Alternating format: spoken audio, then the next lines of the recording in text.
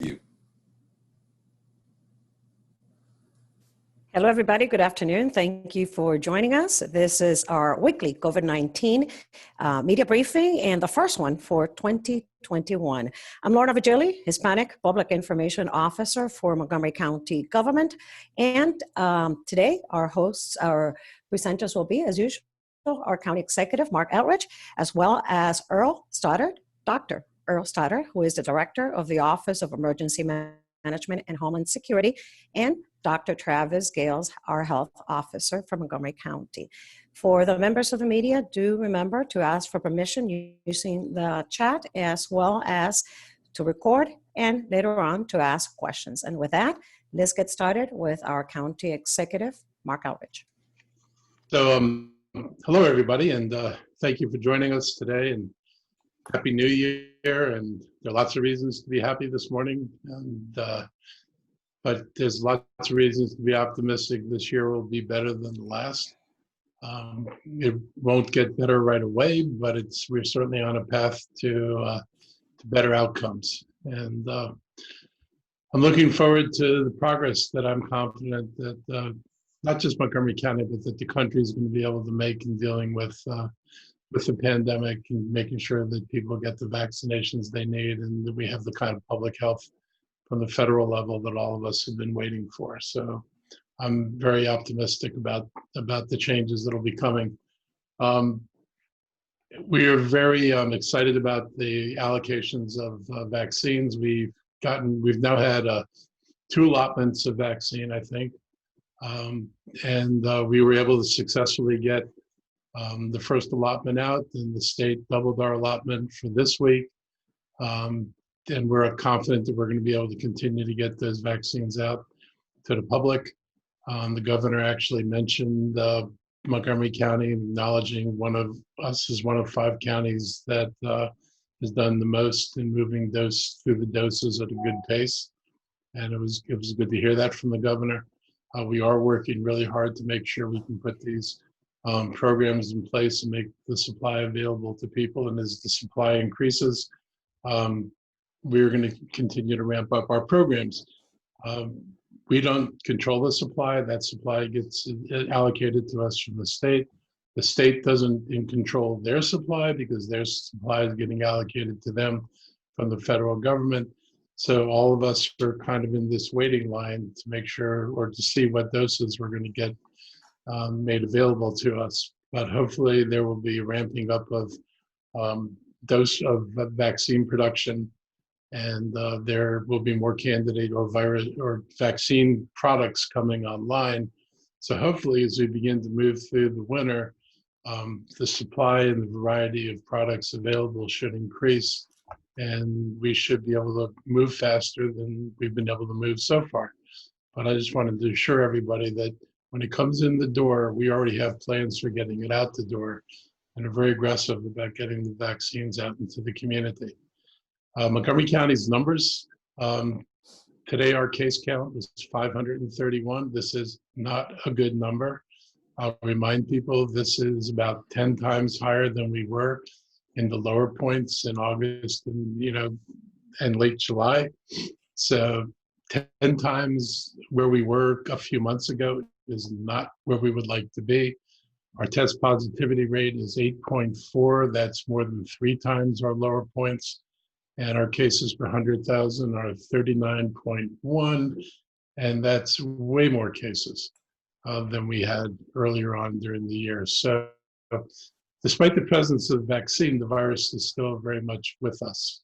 And that's one of the messages we want to emphasize to people, is that while we're optimistic, and I share that optimism, we're still in the midst of a major health crisis.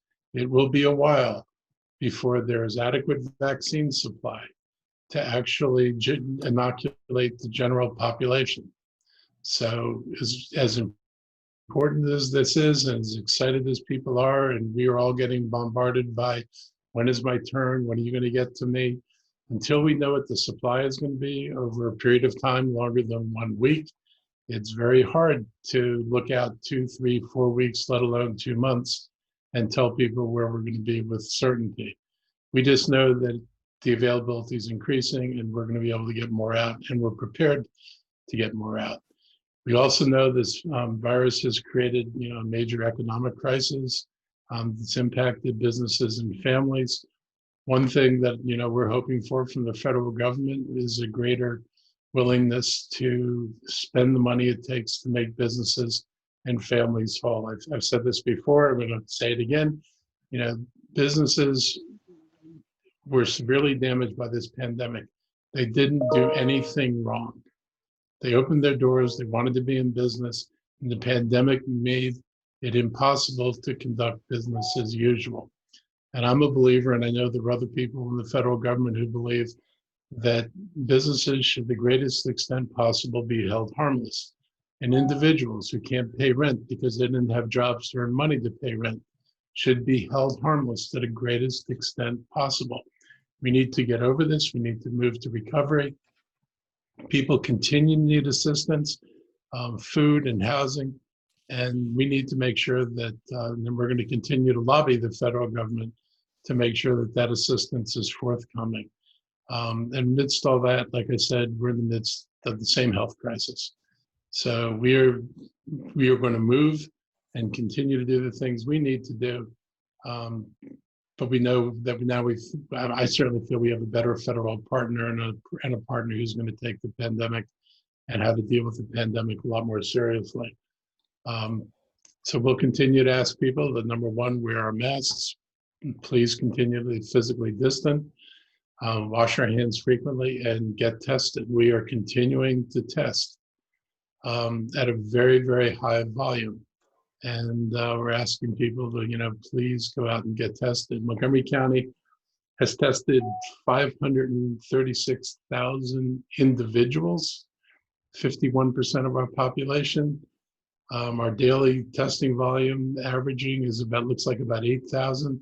And our total testing volume is 1,083,000 people. That's how many people have been tested. That accounts for people who are getting multiply tested because they're in jobs where we need to make sure that when you come back to work, that you're safe. Remember that getting a clean test is not like getting a passport for the next 6 months. A clean test is only as good as your next encounter with somebody who has COVID. So we continue to, have people in high exposure positions continue to get tested so we can make sure that if they do get infected, they're not out spreading the disease in the community. We are really doing everything we can do to knock down community transmission. So with that, I will turn this over to Dr. Stoddard. Thank you, Elrich, and thank you all for being with us again. A couple points I want to make before we get to the, I think the more substantive conversation will be around the vaccination efforts. Our enforcement, as the executive alluded to, we're still incredibly concerned about the numbers, both in terms of what we are seeing in terms of cases, but also some of the metrics we're seeing from the larger healthcare system. I'm sure Dr. Gayles will provide more specific numbers, but the numbers that we're seeing through our EMS system are actually increasingly alarming. 20% of the calls that we received on Monday met the definition of being PUIs, or persons under investigation for COVID. That is one of the higher marks that we've seen. That's 1 in 5 EMS calls meets the criteria, and that's a pretty significant number. Resuscitations and other things are up as well that lead us to believe that we may see some increasing numbers in our hospitals, and that tends to follow through over a protracted period of time with increases in long-term consequences, including mortality. We have a few things that we want to talk about today. So first off, enforcement. We're increasing our enforcement. We continue to do so. We've actually integrated now our Office of Animal Services, our Department of Housing and Community Affairs. They've been trained up and are beginning to conduct in parallel with our existing alcohol beverage service and HHS resources, additional inspections of restaurants and retail and anything of the like that needs to be inspected, private property, parties, and other things like that as well. We launched a new resource yesterday that we sent out a press release on. It's a new food resource. It's actually an online portal where residents in need of food assistance can go on directly, fill out some basic information. They're contacted within one business day by a specialist who will work through the information they provided and link them up with a food resource. That portal is available in 7 languages, so that we can serve our diverse clients and diverse residents, and make sure that they get the resources that they need. This is part of our continued effort to both recognize and appreciate the impacts of COVID-19, but hopefully this is a system that becomes more part of the way we normally do our business as a county, and can support our residents for the long term. The last thing I will note, and I think this is probably the most substantive thing that I will provide, is that we did launch a new vaccine webpage today. You'll see it updated. It went live about an hour, maybe about 45 minutes ago. So one of the big key features that you will see on that website is the option to sign up for alerts for vaccine updates as they become available. To be clear, this is not a link to sign up to receive the vaccine specifically, but it's an informational link. So our intention is on a weekly basis to be able to say, this is how many doses we gave out to these particular groups in the past week, and here's what we're expecting to be able to service next week. And so it also, the website itself gives some additional information around,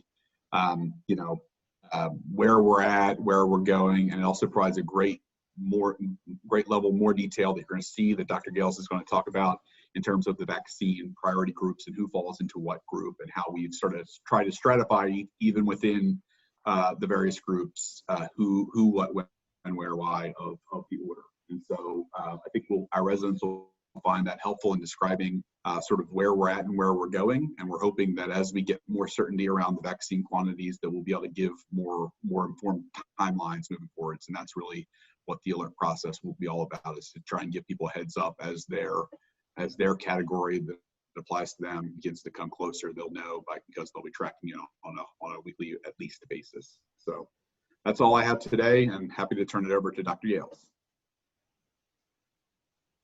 Good afternoon, everyone, and Happy New Year. Always a pleasure to be with you all. We'll go through this and happy to answer questions at the conclusion. Before we get into the formal presentation related to vaccine information, there are a couple things I wanted to highlight and emphasize. First, as the county executive and Dr. Stoddard mentioned, we are continuing to see elevated numbers and elevated community transmission. The county executive relayed to you where we stand in terms of our test positivity measures and case rate measures. And while we are below the state averages, we still are running significantly higher than where we were at earlier phases during the pandemic. And this is further evidenced and concerning when we look at our hospital data. As Dr. Stoddard mentioned, 20% of our transports over the last several days have been folks with conditions concerning for COVID or COVID-like illnesses. In addition to that, we have seen that 4 of our 6 hospitals are in the red zone, so to speak. 2 of the 6 ICUs are at capacity in terms of staffed bed capacity. Unfortunately, at this time, none of the hospitals are reporting any acute bed care issues, or not issues, I'm sorry. None of them are reporting any, they all have some vacancies at this point to be able to serve patients, but that number is dwindling quickly. So we want people to understand that, yes, we are talking about the vaccine. Yes, this is a potential light at the end of the proverbial tunnel, but we cannot stop doing what we're doing to keep people safe. And we do need people to continue to adhere to the guidance that we've put forward so that we can hopefully be able to move through all the different priority groups to get effective coverage and protection, so that hopefully sometime in 2021 we'll be able to return to some semblance of normalcy. I will also emphasize that even in the setting of vaccines, especially early on in the process, we need folks to continue to wear their face coverings and adhere to physical distancing and those types of practices. One of the first questions that I was asked when I received my vaccine approximately 2 weeks ago was, what are you going to do next? I told folks I'm going to continue to wear my mask and continue to adhere to the guidance that we put forward. Now, that also brings up an important marker. It has been approximately 2 weeks since I received the first dose of the Moderna vaccine, and I am doing well, I'm doing fine, and I have not experienced any side effects. So hopefully that will be, for the folks watching at home, hopefully that will be a point of encouragement as you move forward and that becomes available. Now, again, before we start the presentation, I would like to take the opportunity to say a special thank you. As the county executive mentioned, we have been able to put out a lot of vaccines in a very short period of time. And what compounds this is we are finding out our weekly allotment on the weekend before the week that we start. And so the team has had to stand up and build out clinic templates very quickly on the drop of a dime, and they have done so seamlessly. At the completion of yesterday, we had distributed 94% of the doses that we had received in our initial allotments from the state, and we received additional doses on yesterday evening that we were putting out this week, which I'll share in a few. But I would like to specifically call out some individuals who are part of our team. There's obviously hundreds of folks who've been a part of the process, but in particular, Daisy Lucas, Comfort Panda, Cindy Edwards, Sean O'Donnell, Deputy Health Officer James Bridgers, Mary Anderson, Annika Telling, Rachel Knowles, Dan Schaefer, and a host of fire and rescue staff who supported us in these efforts, and Dr. Raymond Crow. Now, I also would like to say a special thank you to the Montgomery County Medical Society, who has helped us in the early stages notifying a host of providers and have fielded a lot of questions as folks have called them. Now, I would like to emphasize, as Dr. Stoddard mentioned, there will be a new page going up on the county website that breaks down the concept of prioritization. It also provides more information in terms of how folks can connect to completing the provider survey that we ask folks to do so that we have their contact information. So when it's their turn in the queue, we can get that information out. And so I would encourage folks, as opposed to calling the medical society, as they have quite a lot of work to do on their own anyway, and have been great partners, to utilize the county resources and also contact the health department at 240-777-1755 for further questions. Now, with that said, happy to begin the presentation to the maestro controlling the slides.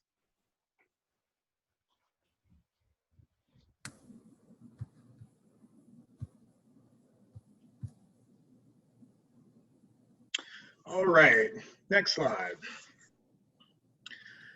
So as I mentioned briefly, up until yesterday, we had received 2 allotments of doses. The first allotment, if you recall, was 100 doses on the week of December 23rd, followed by a second allotment received on last week of 4,200 doses.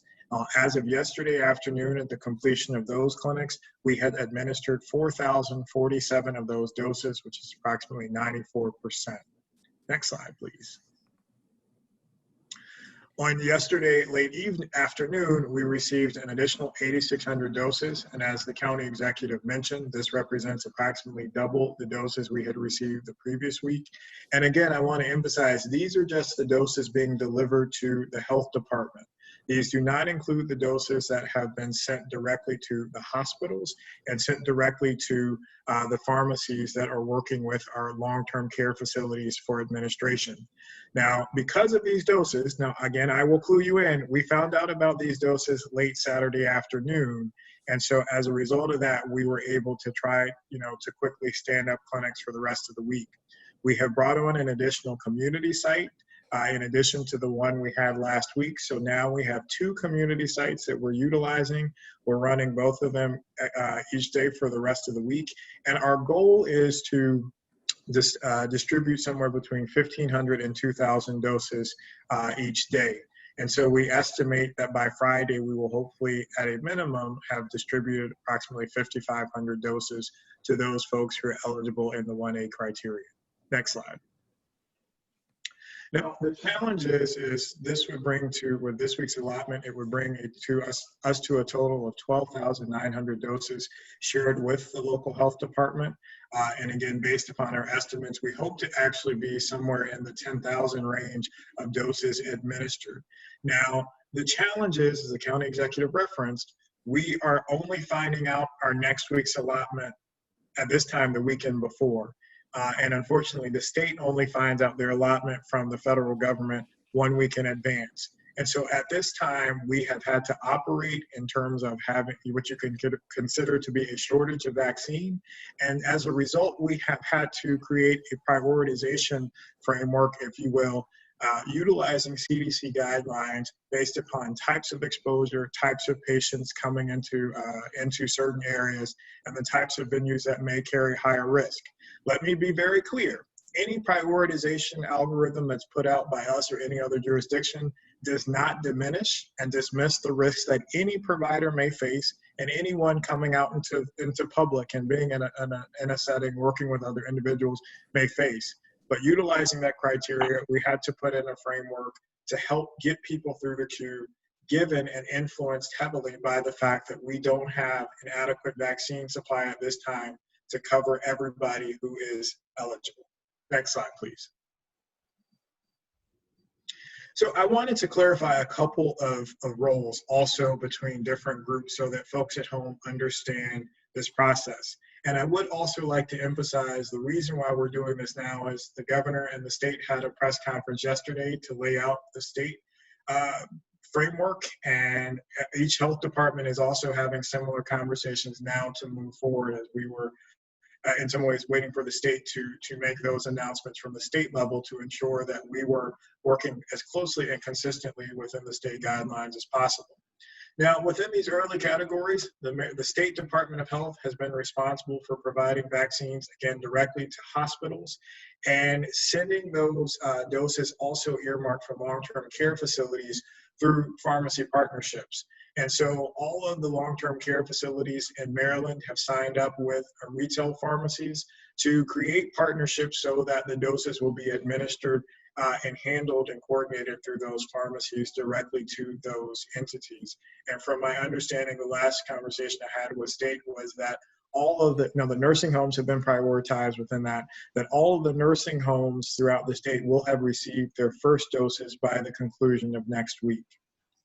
Now, the last category falls to the responsibility of the health department, and that is vaccinating all of the other individuals who fall into the 1A category. So our first responders, healthcare workers who are not covered and affiliated with hospitals and health systems, as well as those long-term care facilities. And when we look at the numbers, this number is anywhere based upon an estimate between 40 to 50,000 individuals who we have to get through the queue. So again, as point of scale, we've got about 40 to 50,000 people that qualify and meet that criteria. And to date, we've received 12,900 doses of the vaccine. Next slide, please. So with that in mind, we have created a framework in some sense of prioritization. Again, this is similar to what a number of other jurisdictions are utilizing, and in some instances have publicized. Baltimore City publicized a similar framework on yesterday and is available on their website, and ours will be available on the website that Dr. Stoddard mentioned in his opening remarks. And so priority group 1A, I'll go through these quickly as this information will be on the website to leave time for questions. Again, here are the groups that are covered within that category. Next slide. And we are continuing priority group 1A tier 1, and we're also, all of the doses that we have administered so far in terms of the county apparatus have been a part of priority group 1A and tier 2. And this includes emergency medical responders, folks who are part of the vaccination team, testing team, the COVID response team, and we've prioritized primary care offices and urgent care offices with the understanding that if an individual is COVID positive, particularly if they're symptomatic, they're likely to seek care and treatment in those facilities in addition to the hospitals, either through the emergency room or if they're hospitalized, they would receive treatment there. Next slide, please. Now, this is the group, we're not quite there yet. Hopefully we will be there very soon. That includes other providers. Again, we recognize that there are other providers who are also at risk. And here's a list of those individuals who would fall into priority group 1A tier 3, including dentists, pharmacists, other healthcare professionals in outpatient specialties, in-home nursing staff, community health workers, optometrists, etc. Also moving further down into the first responder pool, including staff in our shelters, as well as our corrections facilities and other law enforcement. Next slide, please. And again, this is a continuation of other individuals who we would consider in the group 1A, tier 3 group. And again, we are hopeful that we will be able to move forward and increase access to the vaccine in the very near future to these different cohorts. Next slide. Now, after this group, we would move to group 1B, and the tier 1 group within that is prioritizing adults who are over the age of 75. Next slide. Tier 2 would include other frontline essential workers, particularly those where they cannot telework. They are coming into frequent and potential exposure to others in their workspace and the public. And here's a list of individuals who would be included in that. Next slide. And then when we transfer over to 1C, the tier 1 group within that would be individuals over the age of 65. Tier 2 would be individuals who are ages 16 for the Pfizer vaccine and 18 for the Moderna vaccine to 64 who have different medical conditions that could put them at risk for a severe case of COVID-19. And that will be spelled out further, including a list of potential health conditions included within that consideration. And then tier 3 within that would be other essential employees who are not covered in the priority groups 1A and 1B. Next slide, please.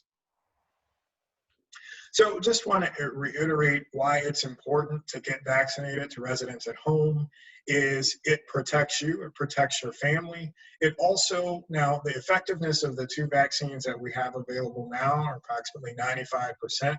It's not 100%, but the thought is that in the slim risk that you may actually contract COVID after completing the vaccine series, that you would have much milder symptoms, if at all, and prevent you from having a severe course of the disease. And we do hope that in terms of a time frame, that when this is made available to the general public, that we will have significant uptake upwards of 80 to 85% at least, that would provide fairly robust protection for our residents across the county, across the state, and across the nation, and that hopefully would give us the opportunity to be able to move forward to return to pre-COVID life. I would like to emphasize that the expectation is not for health departments and counties to bear the sole responsibility of providing vaccines to our residents. It is hopeful that as we continue to move through the different priority groups, that private providers will gain access to be able to offer the vaccine in their offices. And so there will be multiple places within which residents will be able to utilize and gain access to the vaccine. Next slide, please. And again, just to emphasize that even in the setting of a vaccine, we really need you to continue to adhere to the guidelines that have been put into place from early stages in the pandemic to mitigate transmission as much as possible. And that's continuing to wear your face coverings, continuing to minimize your exposure to individuals outside of your household, washing those hands, and maintaining physical distance as much as possible. Next, please. And that's the conclusion of the slideshow. We'll be happy to answer any questions that you all may have. Thank you. Okay. All right. Thank you, gentlemen. And let's get started with Jordan Lindsay from IMC Media, who has a question for Dr. Gayles. Jordan. Thank you so much for this presentation. Thank you for the virtual media briefing. So recently, the Montgomery County Board of Education advocated that all Maryland pre-kindergarten, grade 12, from pre-kindergarten to grade 12 educators be considered essential for the purpose of receiving a COVID-19 vaccine in phase 1B. I didn't know if you had anything to say in regards to that, Dr. Gayles, especially after your presentation just now. Well, we actually agree locally, and we've included education staff in our 1B prioritization. Okay. And what about children? We don't see many children getting this vaccine. Are they not expected to get it? How does that work when it comes to the vaccination and children and things like that? Well, right now, the vaccines have been, the candidates that have been moved forward have been approved for individuals. The Pfizer vaccine has been approved for individuals over the age of 16, and the Moderna vaccine has been approved for individuals over the age of 18. And now they're conducting, clinical trials within those younger groups to be able to get the appropriate guidelines so that in the future, certainly we would be able to provide the vaccine to younger populations. Got it. Thank you so much. I would just add, Jordan, we actually met with MCPS leadership yesterday to talk through exactly what we are talking about today, which is that educators would be in Tier 1B. We also have worked with them to begin for them to, they have roughly 24,000 MCPS employees. We've begun to ask them to stratify those employees based on their own risk, just as we're doing for every other category.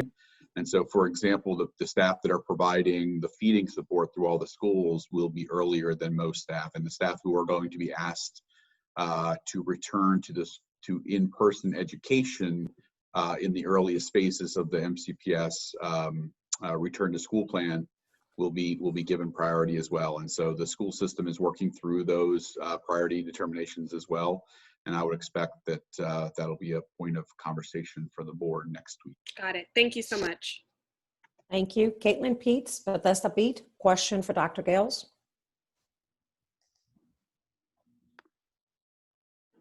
Hi, good afternoon. I have a two-part question, but I'd like to kind of ask them one at a time. First, we're on the topic of MCPS. So currently, as you know, they have a plan to start bringing kids back into buildings in a phased approach starting February 1st if metrics are met. But right now, we're nearly 3 times the threshold of the case rate per 100,000 people that they've set, to start that. We're above the 5% test positivity and things are trending in the wrong direction. I'm wondering, do you think it is reasonable, based on where we're at and what you're expecting moving forward, that the metrics that MCPS has set, the case rate of 15 per 100,000 people, the 5% test positivity rate, could reasonably be met by February 1st? I think it's going to be challenging to reach it by February 1st, but as Dr.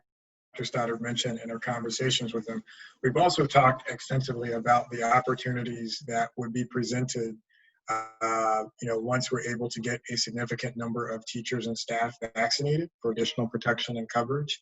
And that would alter the landscape where, right as it currently stands now, those numbers are alarming. They're still going to be alarming for those levels of community transmission.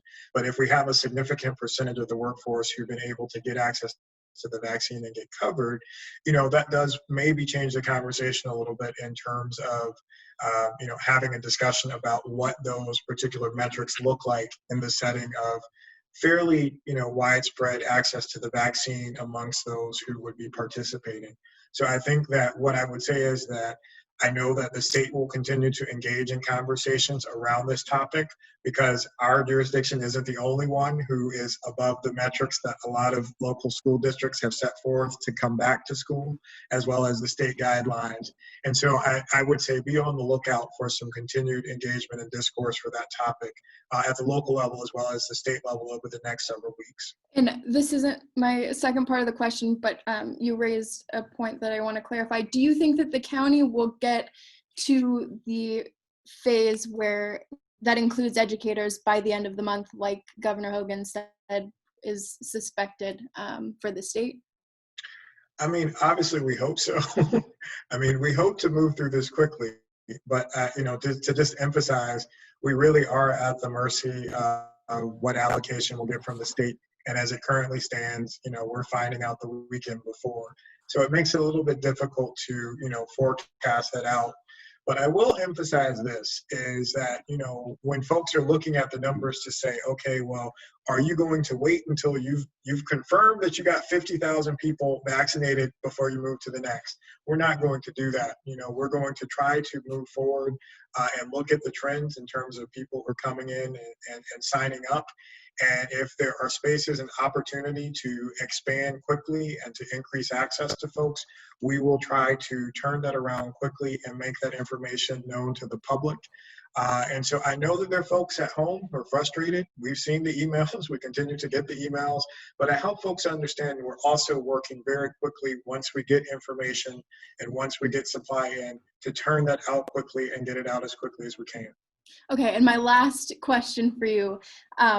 So based on what we have just discussed and kind of where we stand as far as the metrics go, would you advise the school district to begin its transition to the hybrid model on February 1st, or would you advise that they remain fully virtual? I think what I would say is we're going to continue to have conversations with them. I do not think by February 1st that we would see, at a minimum is that we would see folks getting their first doses. We wouldn't see a significant swath of those who are educators and staff having completed the process, just based upon where we are. But I look forward to, as always, we will continue to study the literature and look for best practices. We'll continue to engage with our colleagues at the state as well as across the country to see if there is room at all, to tweak the advice and guidance that we've given so far. Thank you. I would only add to Dr. Gayles' comments. I think that this goes to this. We are committed to trying to get kids back into school. We are very interested in having that happen.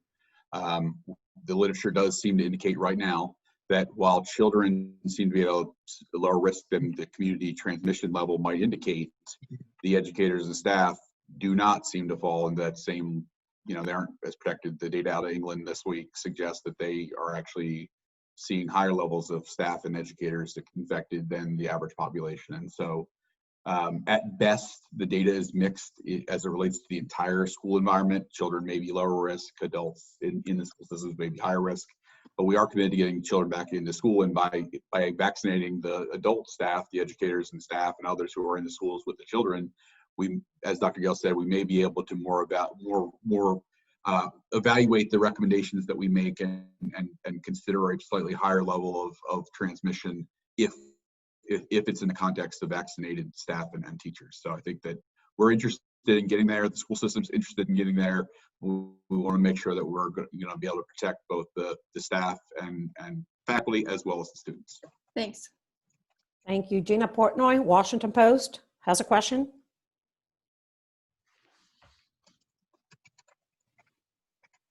Gina, you need to unmute. There you go. Hi, sorry about that. My question is about the surge in hospitalizations and new cases. I'm curious if you attribute this to a Christmas holiday surge because of gatherings during Christmas. That's my first question.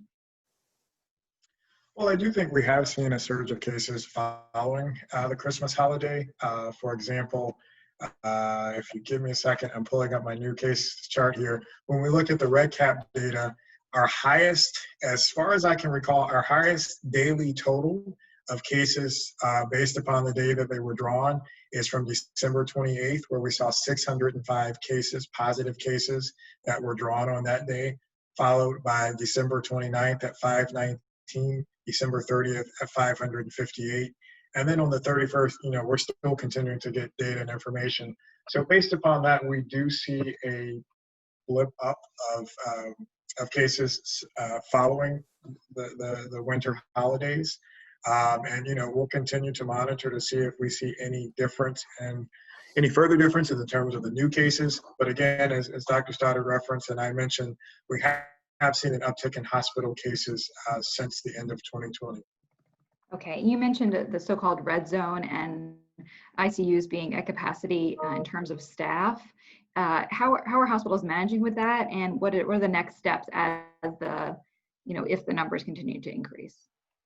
Well, I'd also like to say a special thank you to the hospitals because they are managing and working as nimbly and quickly as they can to make sure that they're continuing to meet the needs of their patients. So they're exploring all sorts of strategies related to staffing to be able to recruit staffing from different places through different agencies, pulling from across the country. Again, part of the challenge this time around is that in the early stages of the pandemic, not as many places were hit as hard as we were or some other places, so we were able to recruit and pull more easily during that time period. Right now, we're seeing a majority of jurisdictions hit hard, and so it makes it a little bit trickier. From a space capacity standpoint, we do have room to grow in terms of the facilities. They have been working with, I know they've been working with each other and working with other hospitals across the state and across their health systems to be able to transfer patients to other facilities that may not be at as high a rate of capacity. So that's what they're working on right now.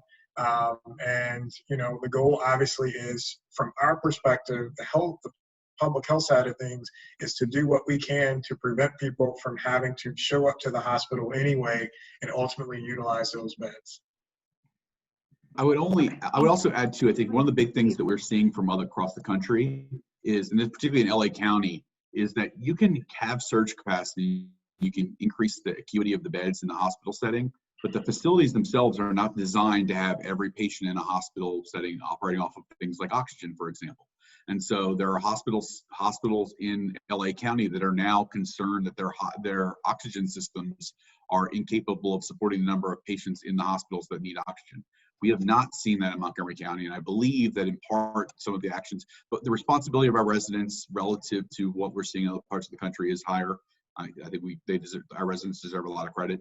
So the actions that we as a county and our neighbors and the state have taken to curb some of the activities has blunted some of the impact that we believe we would have seen more of in travel. We saw a huge spike after Thanksgiving. It was not as bad as it could have been. We saw a spike after Christmas and New Year's. It may not have been as bad as we think it could have been because of the other actions that were taken. And so I think we're trying to get a better picture of exactly what the spike that we're going to see is over the next, sort of 2 weeks as we, clear the holidays and give enough time for the whatever is going to have spread over the holidays and what the testing structure takes to catch those things, to understand exactly what that new peak looks like.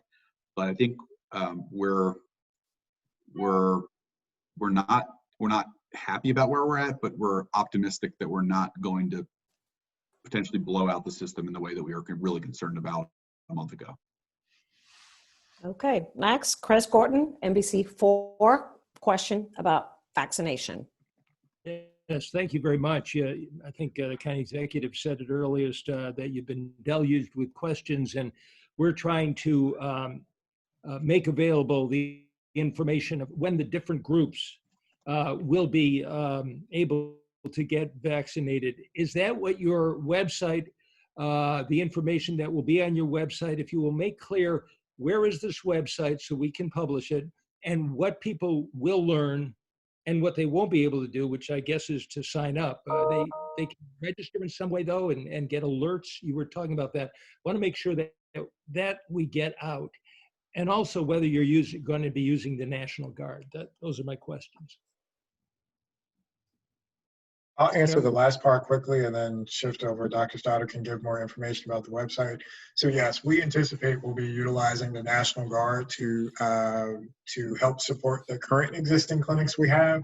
But for the folks at home, again, trust and understand that we are already mapping out how we can scale up even more, utilizing county sites, as well as we have ongoing conversations with a number of community provider partners as well to be able to expand the scope and scope of options we have available in potential satellite spaces.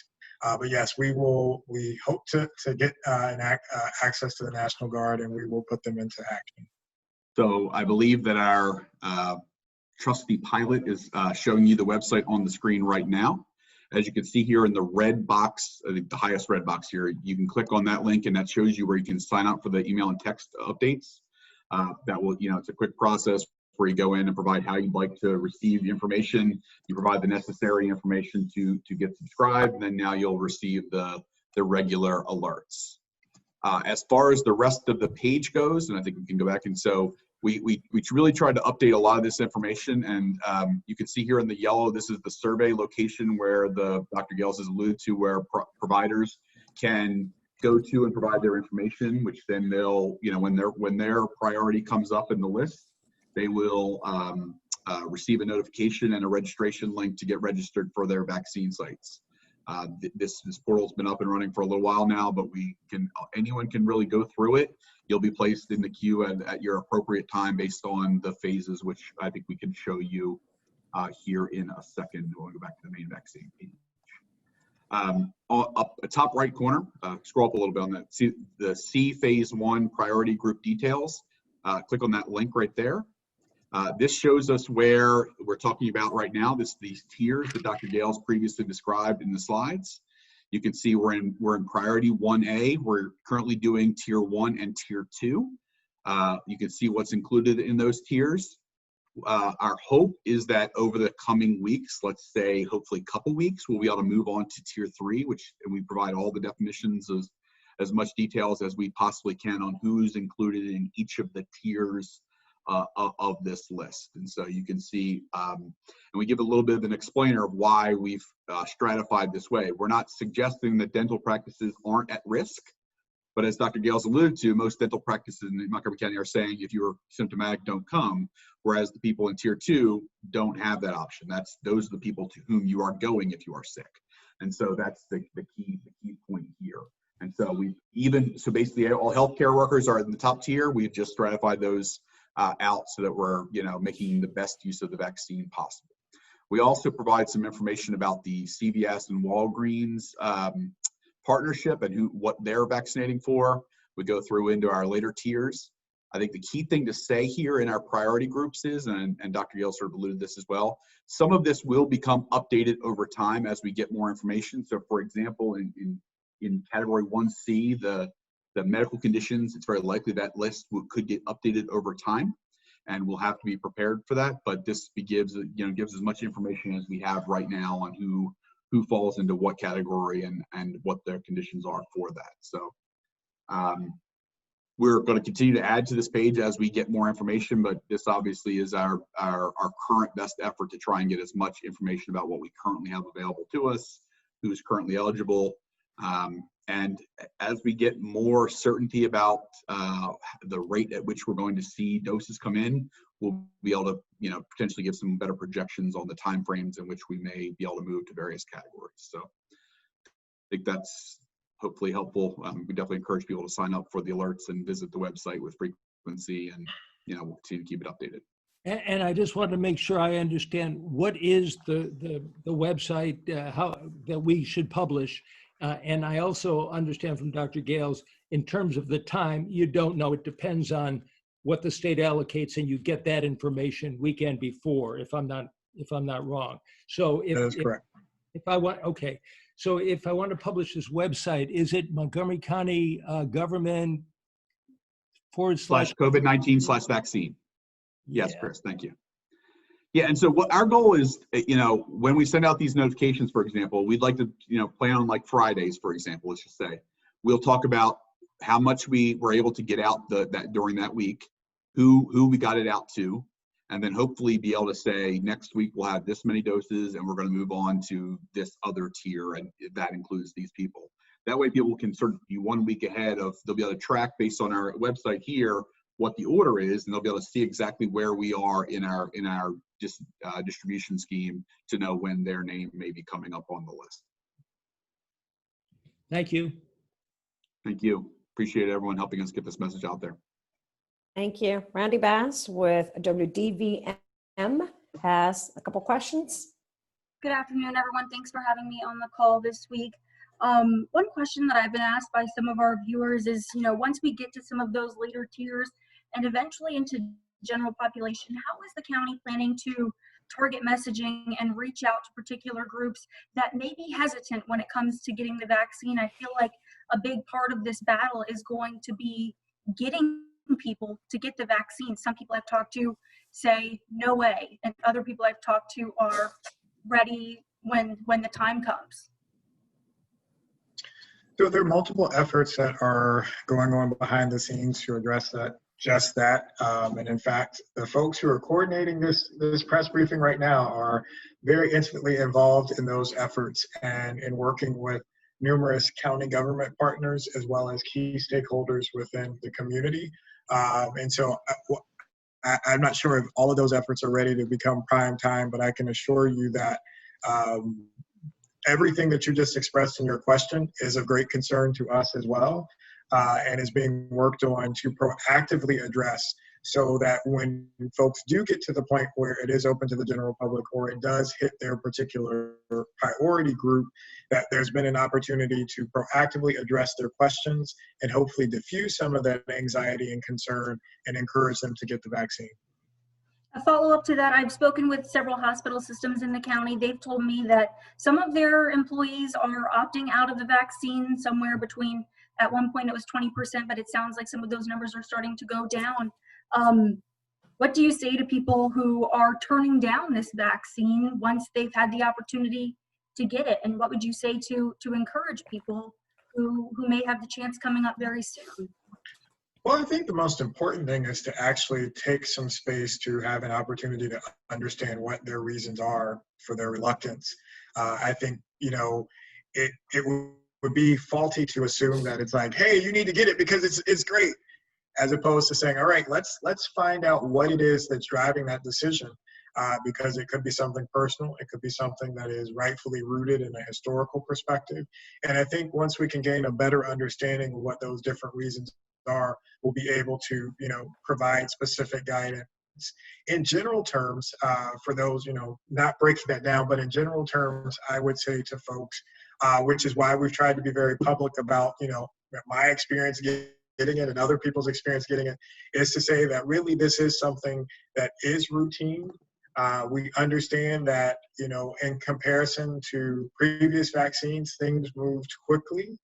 That doesn't compromise any of the safety around the vaccine and the efficacy around the vaccine. And again, I got it 2 weeks ago. I haven't grown a second head. I haven't magically shrunk or grown 6 inches or had anything crazy happen overnight or in the last 2 weeks.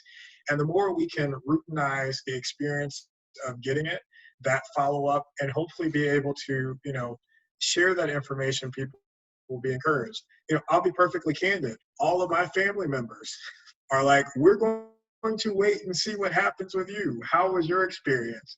And, you know, I've tried to share that on social media and in my networks. And I've had a lot of people say, well, if you got it and you did okay and you endorse it, I'm good with it. And so hopefully as this continues to move through our communities and through those priority groups, there will be key stakeholders that people look up to and they listen to, who will have an opportunity to get it, to be able to spread that message within their communities. Thanks so much, appreciate it. I would also add that we're going to be adding thousands of people every week. So for example, we're going to be having, demonstrating that this is an effective vaccine as we add people who are vaccinated. And so I think part of this will be multifold. So we're going to have to, obviously, I think Dr. Gayles was exactly right. We've actually met with some psychologists to understand sort of, why people may be willing to, or not willing to take the vaccine. And I think one of the key messages that we received is that different people will have different answers to why they don't want to take the vaccine. And we've got to address them individually, the rationale that are being used there. But I think one of the biggest confidence builders will be simply rolling out this process in an efficient way, have people receive the vaccine and have them not receive or not have any of the side effects that people are concerned about having. And so we're going to be hopefully adding, thousands and hopefully soon tens of thousands of people every week to the list of people who've been vaccinated, and we'll be able to demonstrate firsthand to those people. And I think as sort of the governor alluded to, and we've actually been using similar language, so we were pleased to hear him use it. We're very much using what I think he referred to as like the Southwest model, whereby people in 1A are going to come on board, and as we are queuing people up, as we start to see a diminishing number of people in 1A wanting to be vaccinated, we'll just start rolling in phase 1B. So there will always be people ready to receive the vaccine. That doesn't mean that people in 1A in 2 weeks or 3 weeks who finally decide that they want to get vaccinated are going to be, you've missed your chance. They'll add it into the queue with the other people. And so we'll be able to continue to build up our vaccination effort over time, even if there are people in various categories who are concerned about receiving it. Thank you so much. Really appreciate your answers. Thank you. Next, Kate Ryan, WTOP. Questions for Dr. Gayles and also for Dr. Stoddard. Kate? Well, thank you so much. I appreciate that. I wanted to start with Dr. Gayles in terms of numbers. When we talk about educators, what kind of a cohort does that introduce into the process? And we were talking earlier about the governor said he hoped to start by the end of the month, by the end of January. The hope was that they open schools February 1st. Do you have a possible target date for how long it might take to get teachers vaccinated to get back in the classroom? And does that have to be the 2-dose? Could they go back into the classroom after 1 dose, or would you recommend that not happen until they get the 2nd dose? And then I have a follow-up for Dr. Stoddard. Okay, thank you for your question. So I'll answer the second part first. I don't think we as we referenced, I think there's going to be a lot of conversations that are ongoing to discuss the parameters about return to school in the setting of a vaccine. I don't think any of us are ready to comment on a magical number to say this is the particular way that it will go. But I do know that those conversations have begun and they will continue. And again, they're not just here at the local level, they're also happening at the state level. And as always, from a local perspective, we do welcome when there are state guidelines and state input that will help, to help the local jurisdictions make those distinctions. So stay tuned on that piece. As it relates to numbers, as Dr. Stoddard mentioned, we meet on a regular basis with our colleagues at MCPS. And one of the topics of discussion yesterday was what potentially would a rollout of vaccine look like in their population. And when you're talking about the broader MCPS community for teachers and staff, I think that's a much larger number. I think it was quoted somewhere between 40,000, 24,000? 24,000. Yeah. Okay, 20 to 24,000. I'm sorry. So 20 to 24,000 staff for the whole system. Now, that could look a little bit different, as we've referenced in terms of prioritizing staff and teachers. So, for example, the return to school models that MCPS has put out has put a priority on elementary schools and services for special populations. And so even in the absence of getting the entire system covered, there is thought that you could potentially start with a prioritization group based upon those schools and classes that would be going back first, and ensuring that all of the staff and teachers that are associated with those venues are covered first, and then being able to move through the queue with the rest of the populations to match up in terms of their return to school metrics. But none of that's settled out right now, so I would say stay tuned. It's an excellent question, and I look forward to being able to get more information to be able to provide some guidance to that process. Thank you. I appreciate that. And for Dr. Stoddard, in terms of, and we've talked about the reluctance or hesitancy that some groups may have, this is anecdotal, it's from other jurisdictions, but I wonder if you're seeing it here among paramedics and firefighters. Are you seeing any reluctance at all? And then on the 20% of calls that they've brought in that may be COVID related, is there anything novel in that population regarding COVID? I think the short answer is yes. We have seen some hesitancy amongst the initial cadre of EMS providers. I don't know that we have a final number because they're actually they're included this week. So I think we got about 900 vaccinated last week, and we have about when we include all first responders, about 6,000. And so we did it by sign up, right? So people filled the slots, and so we don't know how many who didn't fill the slots were essentially refusing to. But we believe it's probably maybe 40% or more who are going to have some concerns.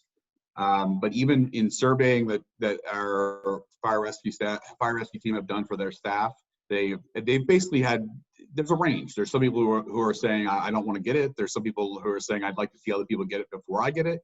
And so there is hesitancy, but it's not necessarily not all hesitancy is outright refusal. And we're still working through some of those things. And as we have better numbers, I'm sure we'll be providing them.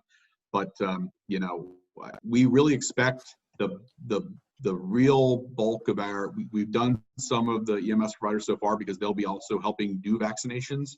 So we're going to hopefully have by next week starting to roll out to a broader array of our public safety partners through, Fire Rescue is actually going to be taking on a big leadership role in getting the public safety teams vaccinated.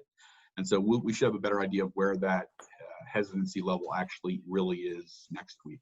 Got it. And again, on the people who are coming in on these COVID-related calls, Is there anything novel? Is it a different population, or is there anything different about? I have to look more at the numbers. Nothing was relayed in the report that was given to us that they said the things like they track things like apoxia, which is basically people who need to be put on some form of oxygenation even in transport, and that number was like 25%, which they understand where their statistically significant variance is from day to day and from month to month and all those things, and so they're really looking at deviations from the norm in terms of the statistics they see.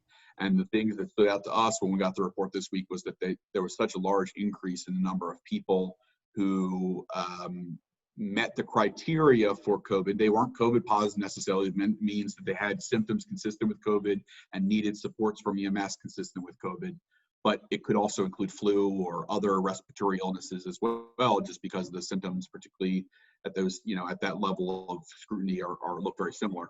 And so there was nothing in those numbers. We are seeing an increase in the number of transports from our nursing homes and other specialized nursing facilities. We are seeing increases in the apoxia, I think, as I referred to, and just the overall call volume was several standard deviations above what the normal call volume was. So even the high percentage was embedded within a large call volume. And so I think those are all things that sort of were flags for us within our EMS network that give us, they're sort of bellwethers, because obviously EMS is a portion of what shows up at the hospital. But when we see those kinds of things, it makes us concerned. And that's why we talk about, we've often talked about the complexity of the COVID-19 data, why we can't just point to one number that may concern us. We're looking at EMS data, we're looking at hospital data, we're looking at the test positivity, we're looking at the number of cases, and that's why it's sort of an additive thing. I think we try and point out when particular categories raise concerns for us, and this was one that we stuck out to Dr. Gayles and I both independently. We could talk to each other about it, and it's sort of flagged as unusual that we are this high. Thank you very much. I appreciate it. All right, and we have one last question coming in from Fox IDC, Ike Yoki. Ike? Unmute if you can, Ike. There we go. Thanks. This is for Dr. Gayles. Happy New Year, everyone. First things first, we're having reports of another potential possible outbreak at Shady Grove Nursing Facility. Being told 27 residents are positive for COVID-19, including 2 staff members. They're having a wing that is currently underway. Can you just talk to us a little bit? Is this another potential outbreak? I don't have any information to share with you at this time. I'll look into it and be able to get back to you, but I don't have any further information to comment at this time. All right, that's all I had. Appreciate it. Sorry. All right, and with that, we're done with the questions from the members of the media. Going once, going twice. Thank you, everybody, for joining us, and we'll see you again next week. Have a great afternoon.